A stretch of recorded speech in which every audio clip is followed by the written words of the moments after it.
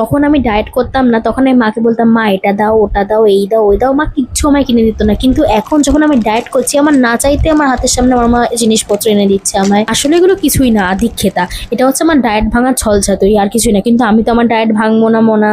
যাই হোক, মাকে বললাম এনেছোই যখন, তোমাকে আমি একটা ভালো রেসিপি করে খাওয়াচ্ছি। তো আমি কি করলাম, এই কেকটা নিয়ে মাইক্রোওয়েভে দিয়ে দিলাম। জানো তো এত বড় থালা কেন নিয়েছে? আমি ভেবেছিলাম হয়তো অনেকটা বড় কেক হবে, কিন্তু আসলে অনেক ছোট কেক ছিল।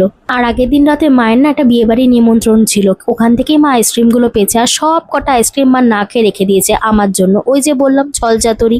এই আমি ঘুরিয়ে ফিরে মায়ের আইসক্রিম মাকেই খাওয়াবো। কেকটা তারপর 30 সেকেন্ডের মতো গরম করার পর ওটার ওপরে দিয়ে দিয়েছিলাম ঠান্ডা ঠান্ডা আইসক্রিম। আসলে আমি একটা ব্রাউনি উইথ আইসক্রিম কম্বিনেশন বানানোর চেষ্টা করছিলাম। আনফরচুনেটলি ব্যাপারটা তেমন হয়নি। যাই হোক, এখান থেকে আমি 2 চামচ মতো একটু খেয়ে নিয়েছিলাম। আসলে আমারও তো একটু খেতে ইচ্ছে করে, আমিও তো মানুষ, কিন্তু বিশ্বাস করি কেকটা আসতেই চাইছিল না, হাত থেকে বারবার করে পড়ে যাচ্ছিল।